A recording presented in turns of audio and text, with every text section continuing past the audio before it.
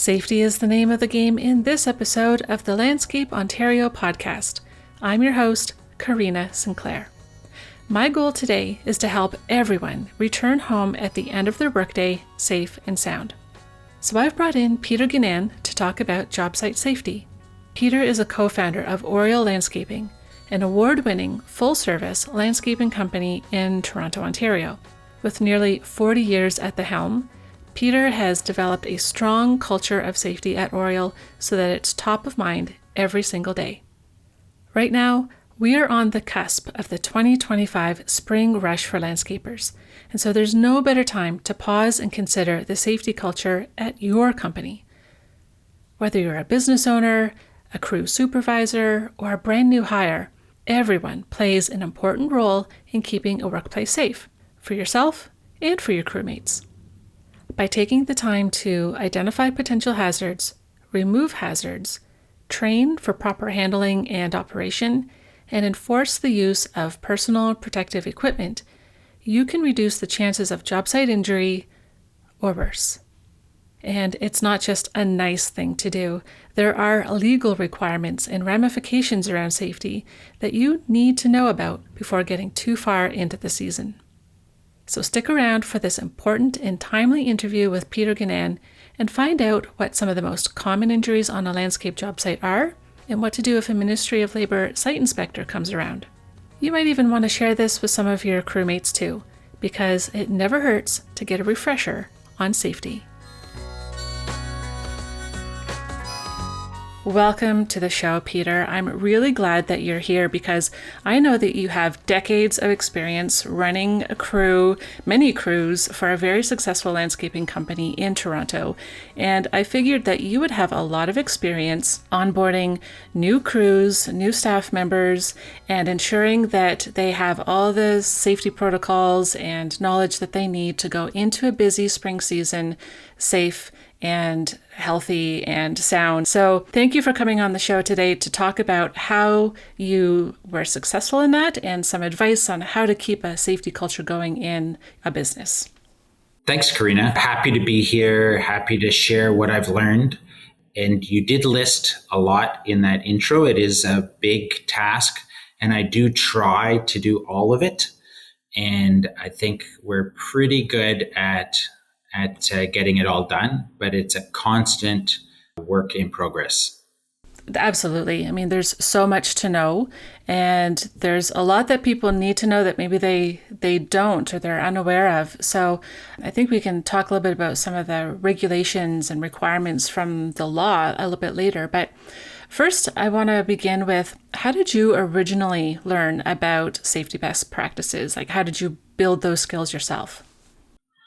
Well, we started our company with very little knowledge of what was involved in the industry, what was required legally. We did a lot of things incorrectly for many years, and we thought we were just great at landscaping.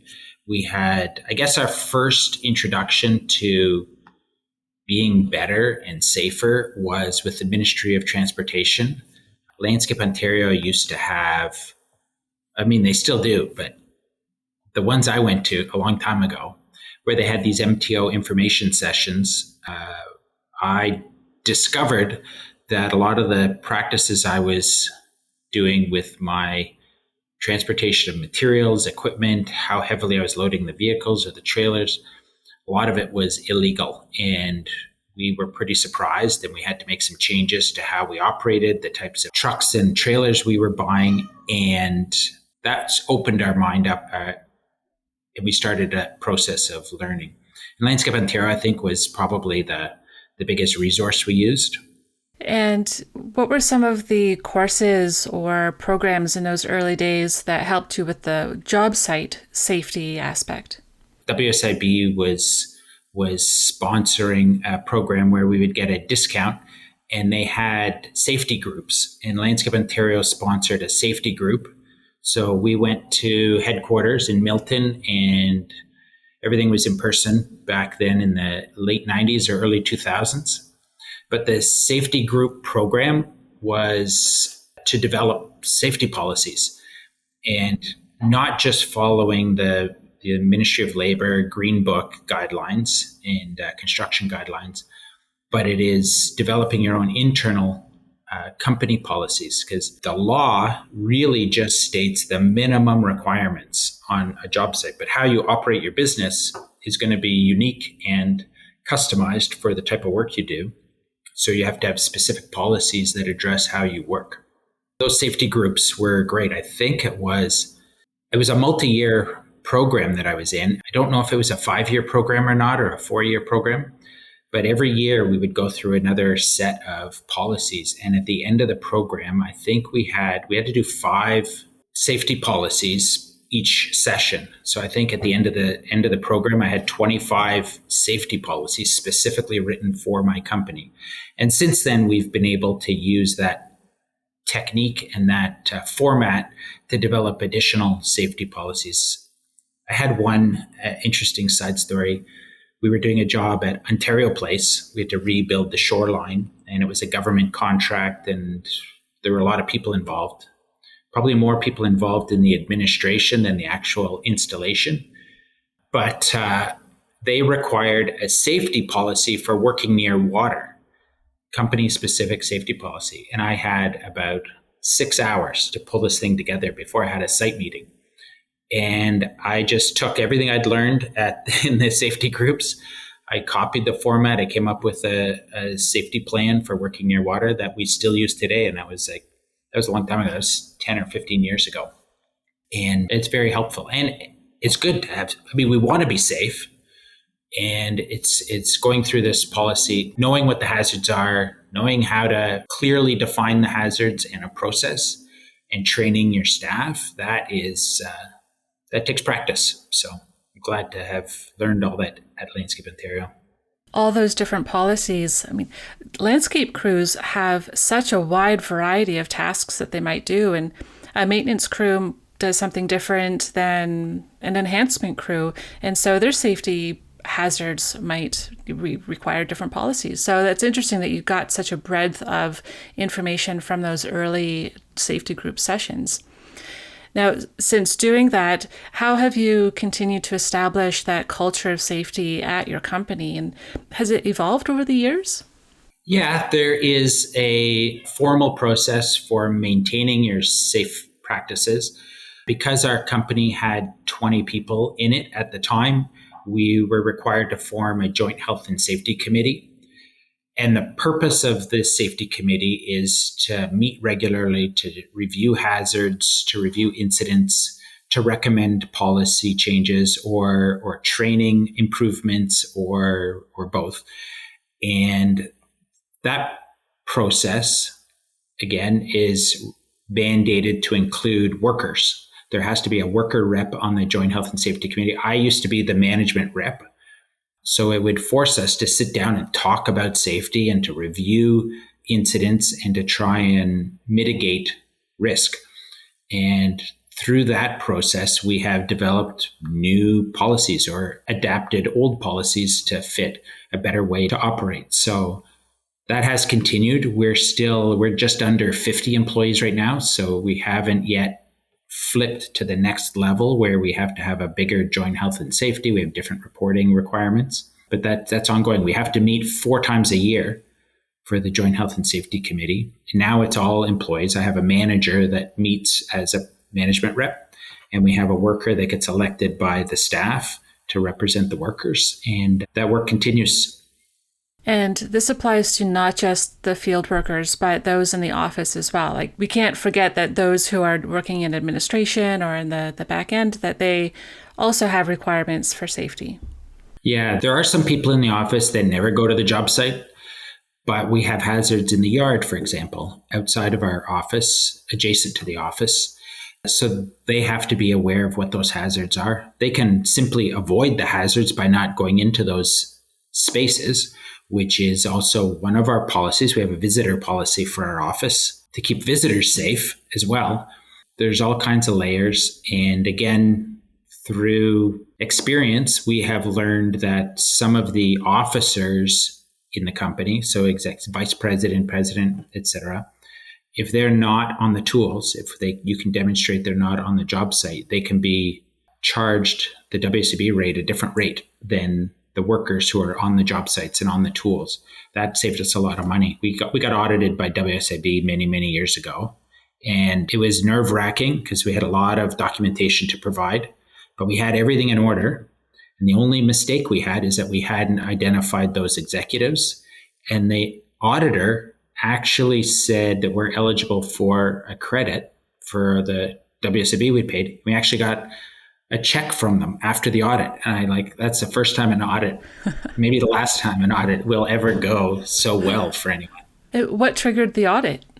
I'm not sure. I think they do random audits occasionally, or maybe I did something dumb on one of my forms that I sent in and they flagged it. I don't know, but we did have all our paperwork and they found a way to save us more money actually. So, wow. Yeah. So that's a good reminder for any other company who imagines we're just a small company. They're not going to bother checking on us, but they could. They could just show up at any point and want to see all your documentation. And maybe there's a bonus of getting some money back. Mm-hmm. That's fantastic. Aside from the Joint Health and Safety Committee, and at what point, before I move on, what size of company requires that? 20 employees. And then it changes once you have over 50? And when you have over 50. So right now we have to have one worker rep and one management rep on the committee. And at 50, I believe it changes to 2 worker reps and 2 management reps. So it's just a larger committee. We do have an observer that sits in on the committee meeting occasionally. So the meeting is sometimes 3 or 4 people, but there are 2 required attendees. And they have to be trained. So you go through a training process to know how to do the job of the Joint Health and Safety Committee. There are obligations to go through it properly, to document it properly, to respond to questions. There are protections for workers and the Joint Health and Safety so that horrible bosses can't impinge on their freedom to investigate or penalize them for calling out unsafe practices. Because that, a bad boss, obviously if it's going to cost them money or put them at risk legally, they unsurprisingly might get upset. Right. And those employees who participate in a Joint Health and Safety Committee, that's not a volunteer position, right? That is something that's part of their salary or their payment to be part of your company, right? Yeah, there's the training period. They get paid hourly or by salary to participate in the course to become certified. And then the actual meetings themselves, they have to be paid. If they go out to do a site inspection or they get called to do an investigation of an incident, it would all be paid as normal. Okay. Besides that committee, what are some of the other things that you have that are non-negotiable in your company? Like, what is it that really helps those employees feel safe and watch out for safety? We have a notice board, a message board, and we're obligated to have a lot of our safety stuff up on there. And I guess the message that we have on the notice board and the message that we try to put out in our meetings is that we have to be open-minded, that we have to be safe to communicate, to talk to each other. More often than not, it's about asking good questions. Like, is this safe? Maybe it is safe, and you just don't understand how we're protecting the job site. Or maybe you haven't been trained on how to work in this particular environment. Or maybe it is unsafe. Maybe something was missed. And I'd rather people ask. And if it is safe, we can explain how it's safe and how they can keep themselves safe. If it isn't safe, then thank goodness they pointed it out before something happened. So I guess the culture piece is about making a safe place to speak out. We don't fire a lot of people at Oriel. We don't have to, thankfully. There's only been one safety violation that required immediate dismissal, and that's in 39 years. Wow. There was only one incident where it was just grossly unsafe, and they were oblivious to the risk that they were putting people in and cavalier about it when we brought it up with them, and clearly not a good fit. Right. So that no nonsense, zero tolerance approach to safety risks seems to be pretty important. How about with regards to PPE? How do you make sure that is always adhered to? So that is part of the constant battle that I alluded to at the beginning. We do have safety footwear as a requirement to come to work, and that's hard to forget because you can get sent home for not coming with the right footwear. So once you have your boots on, you're pretty much done for the day. You're not going to make a mistake. We have all of our uniforms have high vis reflective material on them. So you have a jacket, you have a sweatshirt, you have a t-shirt. It doesn't matter which layer you're wearing. It's going to be high vis. So I don't have to worry about people forgetting to put on a vest. The ones that are harder to enforce are safety glasses, hearing protection, dust masks, and hard hats, and gloves. Because those things people are constantly putting on, taking off when they enter into a dangerous or risky environment. So that one requires reminding. There's a nudge theory where you're just making a space where it's hard for them to forget. So, we try to have signage up to remind people. Hard hats is probably the one we use the least because we're not often in a situation where there's a risk of something happening. But eye protection, hearing protection all the time. And dust masks when we're in a dusty environment, that one's pretty easy. Nobody wants to breathe that stuff. And gloves. Gloves are maybe a hard one. They're bulky, it's hot, they don't have the dexterity they do with bare hands. So I imagine that there's a lot of those little tasks that somebody might think, it's only going to take me 2 seconds to do this. I'll be fine. Does that kind of thing come up often for you? Oh, yeah. No, I'm guilty of it myself. Thankfully, I just don't cut things that often. But yeah, it was something I was definitely guilty of. I remember back when we started out and I'd be cutting with a quick cut saw and there'd be dust blowing all over. And I would just try and stand so the wind would blow so that the dust would go behind me and I'd get the fresh air in my face. And I'd think this is just a clever way to do the job. And it didn't even occur to me that, I'm putting the rest of the job site in harm's way with all this dust. And I think a lot of us, this old school, we were a bit like cowboys back then. So it takes time. And I need to be reminded. Hearing protection is a tough one too, because it's 1 second of a loud noise is, you don't even realize you need it until after the sound has come and gone. And then you have to go get your hearing protection and you have to put it on and then you have to take it off because you want to talk to somebody. And it can be a nuisance, but it's, the last thing we want is for anyone to have deteriorating hearing, get something in their eye, lung disease. All of these things are real problems and we constantly talk about it. We encourage our staff to comment for their colleagues, protect your neighbor and they will protect you. And it's a culture thing. And we're pretty good. I'd say on those little PPE questions, we got to be like 90% or 95% compliant. But that 5 or 10% that we're missing on some days, you got to say something. Mm-hmm. If we don't say something, then you're implying it's permitted and it's only going to get worse if you don't say anything. Right. It's a slippery slope after that point. If it's like gone once, and then it's twice, and then it becomes a habit where people just don't bother to run back to the truck to pick up their eyewear or whatever they might need for that job. But to be able to nudge your crew member and say, hey, I want to see you protected. Go put your glasses on and, be held accountable that way for each other seems to be a pretty important element of that safety culture. Is it worked into training? Like when you're onboarding new staff, is that something that's specifically talked about? Yeah, when we're doing training, so there's safety training, and that's part of the onboarding. Then there's specific tool training where you're learning how to use a piece of equipment or use a hand tool. Part of that process, we use OJT and the safety requirements and the potential hazards is integrated into that OJT training. We all know what we're supposed to do. So that part is established.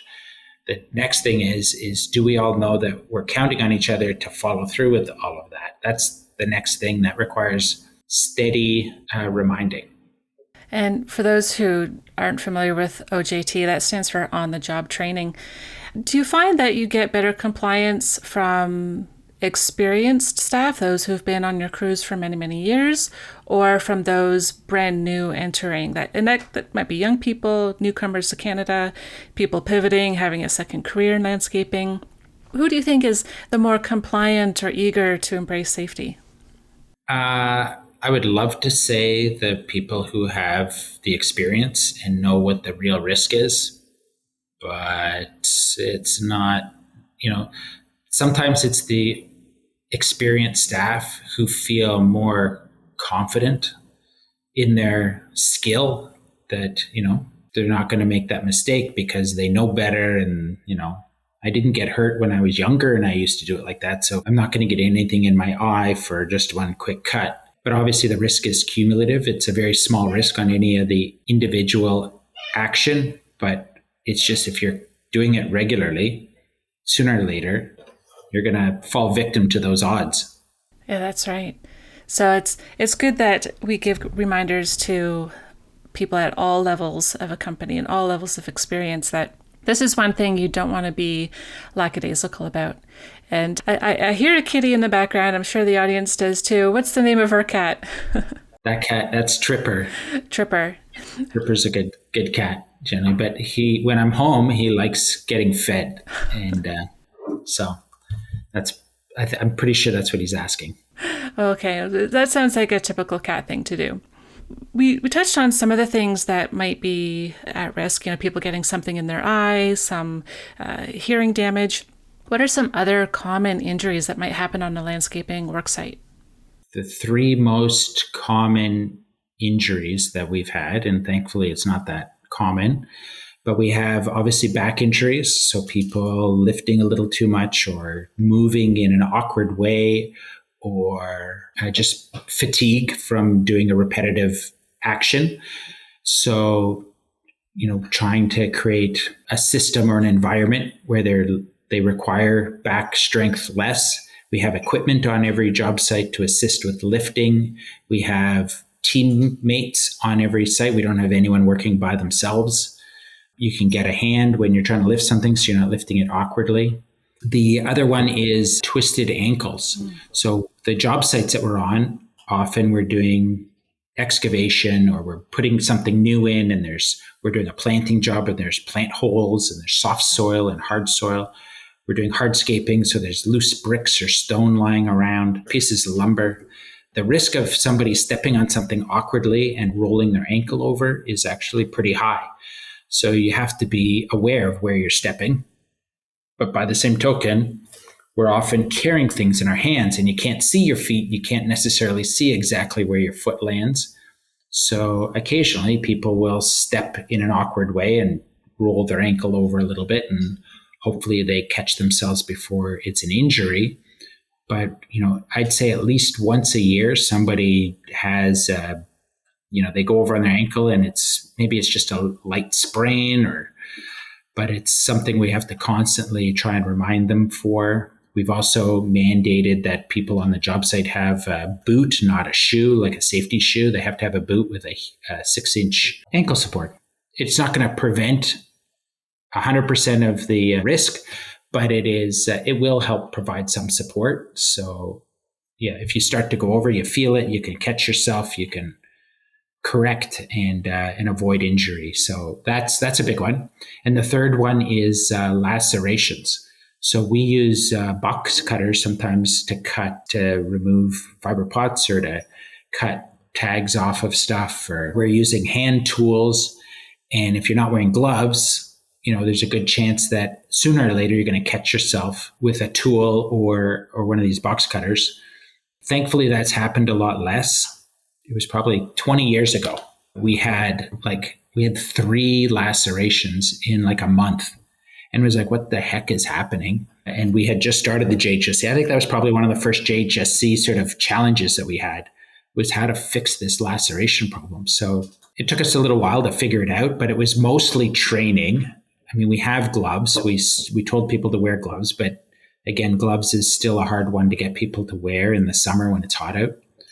But we did have training developed that helped people learn how to use the tools and be aware of what the risk is. And knock on wood, we've had a lot fewer of those incidents. But, occasionally, once a year, there might be somebody who cuts themselves and needs some stitches. So what is your responsibility as the business owner or the crew lead, and there's an injury on site? What happens then? So there's different grades of response depending on what happened. Obviously, if it's an emergency, you have to call 911. Everyone knows that's important. We have a first responder on site. Every crew, every job site has a first responder that's trained in CPR and how to respond to an incident.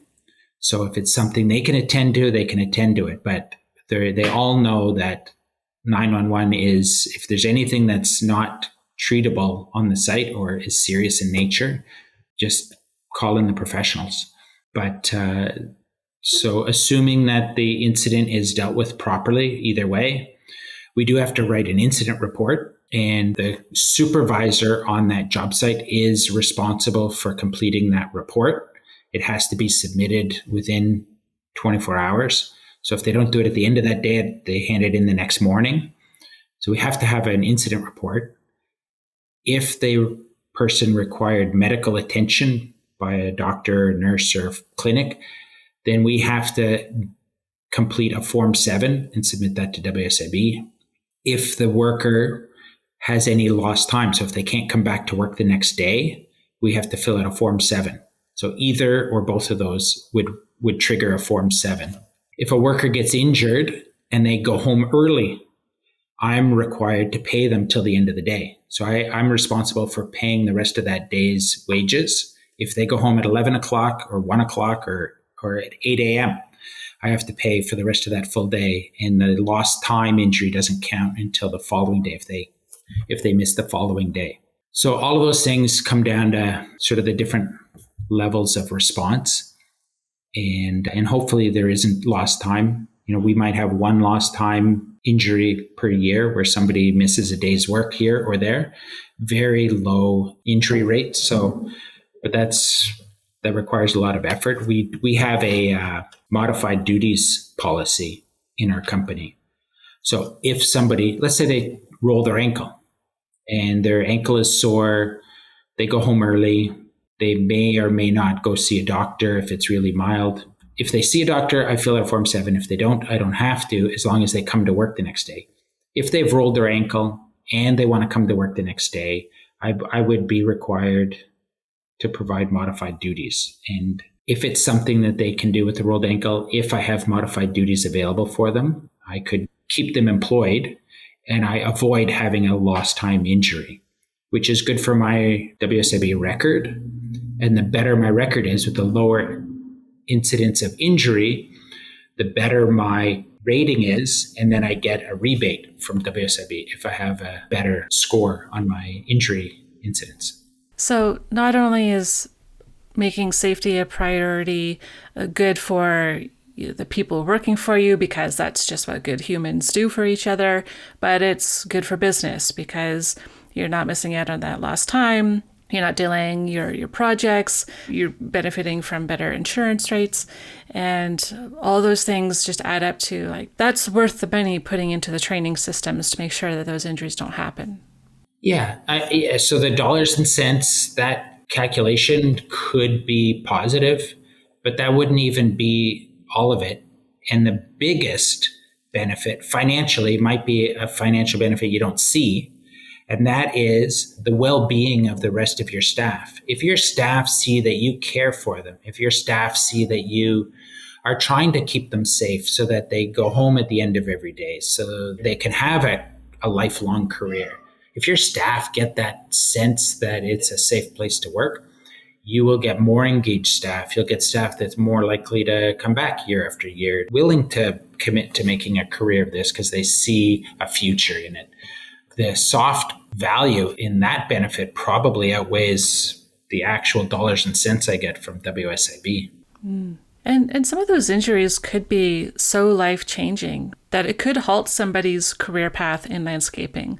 If somebody tweaks their back in such a way that manual labor is not something that they could continue doing, I mean, that might mean they don't get to do what they always dreamt of doing. So making sure that all those rules are in place for allowing people to thrive has so much impact. With the broader acceptance of PPE and all these other safety measures, why do you suppose accidents still happen on job sites? Yeah, I mean, there are probably as many causes as there are people in the business. What happens to me when I have a bad night's sleep, and I'm tired the next day, or my brain is twirling because of some issue at home, or some family member, or, there's so many external factors that can change the way a person is distracted during the day. And it could be something as simple as that, just not paying attention. It's unfortunate and it could be avoidable, but we have a culture of keep a stiff upper lip, or shake it off, toughen up. Yeah, shake it off, put your head down, just work through it or whatever. And I mean, we need the money. So, I need the money. I keep doing this every year because I need the money. And I'm sure my staff come to work every morning and they're like, yeah, if I didn't have to earn a living, I'd be on a beach somewhere. They come because they need the money. So they're not going to say, you know what, I'm not feeling 100% today. I'm going to take the day off. I mean, that's expensive. So I'm sure a lot of people put themselves in a situation where they might not be 100% paying attention. And because we need money, and that's unfortunate. And it's, again, coming back to that culture of safety where it's safe to talk about this stuff. If somebody's on cold medication, which says on the side of the bottle, do not operate equipment, please tell me when you're on cold medication and you're not supposed to be using equipment, and then we can find you something else to do that day. Or if you're that sick that you have to be on medication for a cold, maybe you could stay home and take one of your sick days. So all of these things are happening without us knowing about it. We just have to hope that the culture that we've created is enough to create a safe place for them to continue working safely, even when they're not at 100%. Right. So setting up safety isn't a one time and you're done sort of situation, right? So you might have some onboarding, but how do you keep it going throughout the year? What are some methods that you do at Oriole that keeps safety top of mind and really infuses it in daily practice? So we do have tailgate talks, and the maintenance division, they call them huddles. And that we have to do at least once a week, where we have topics that are pre-printed meeting notes that each crew has a binder. They go through it. The people on that crew, they'll sign the bottom of it to say, okay, we talked about this on April 23rd. Everybody initials it. They file it away. They have to acknowledge that they were listening, that they heard it. And by taking that time, it's a routine. So we're always thinking about this kind of thing. We also have monthly barbecues. It's mostly a social sort of get together, but we always make sure there's an announcement and there's a message and there's some information for them available to remind them what resources we have available to support them. And safety is a big part of it. It's not exclusively safety. I mean, there's benefits packages that we do. There are training packages that we offer, for additional training. We make these get-togethers where it's the whole company. We make these as special as we can and complete as we can. We have to do monthly job site inspections. So we have to review. When we're on a big site that goes for multi-months, we're required by law to inspect the site for its safety risk at least once a month or after any substantial changes in the job site. So if a big excavation occurs, well, that creates a new major hazard. So we're supposed to do another job site inspection. So creating this culture of saying you have to identify the hazards, you have to be aware of the hazards, you have to identify changes in the hazards. The crew on site is responsible for that report. So it just reinforces that attention that is required to safety, just to always be thinking about it. If we circle back to that binder you were mentioning a minute ago, I'm imagining that's something that the crew leader would have the role over of delivering the information. And what kind of information might be in that binder? Is it something specific to what they might be doing? Hopefully, yeah. There might be 50 of these meetings in the binder, and it might be safe lifting to avoid back injuries. It could be PPE. It could be hazardous materials. It could be fall hazards. It could be, any number of things. And hopefully what the crew leader will do is, depending on what their job is, working around equipment or working in a high traffic area. If we're doing downtown and we're in a public space, it might be about working and controlling traffic. And that's something that we better be good at when we're doing it and the public is at risk. So, that's a good week to pull that meeting note out and say, okay, this week we're going to talk about how to manage traffic safely. And so hopefully it's very topical. But yeah, the whole range of activities that we have, and the crew leader can pick any one that hasn't been done yet this year. That's really smart to make it relatable and applicable to what they're doing that day, because that's what you remember the most is something that you apply immediately. If there's a site happening and, there's enforcement officers from the Ministry of Labor, could they just show up at a job site at any point and see that you're doing things properly? Yeah, the Ministry of Labor has a program requiring construction sites to register with them, and it would be a notice of project if the construction exceeds $50,000 in value. And, most of our jobs exceed 50,000, so we're submitting these things constantly. We're required to put the value of the work, the scope of work, the estimated start date, and the estimated completion date. And there's no cost for it. We send them in, we register.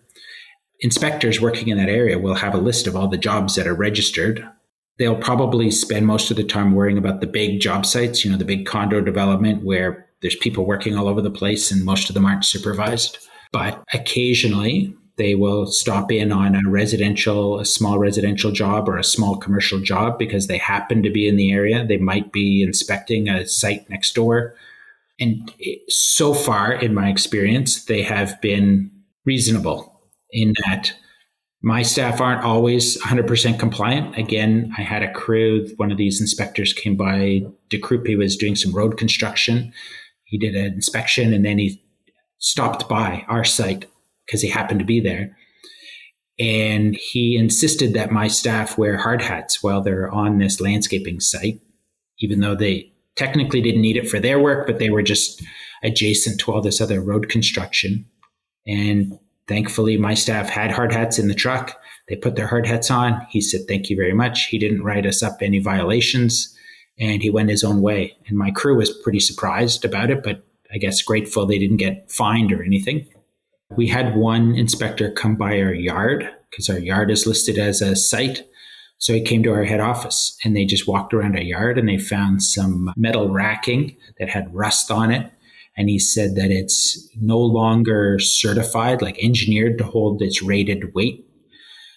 And we couldn't have it in the yard. And I'm like, well, we know it's old and we don't put heavy stuff on it. But he says, yeah, you know that, but somebody else might put something heavy on it thinking it will hold its rated weight. And then if it falls over, that's a problem. So he gave us 30 days to comply, to remove it or to get it engineered.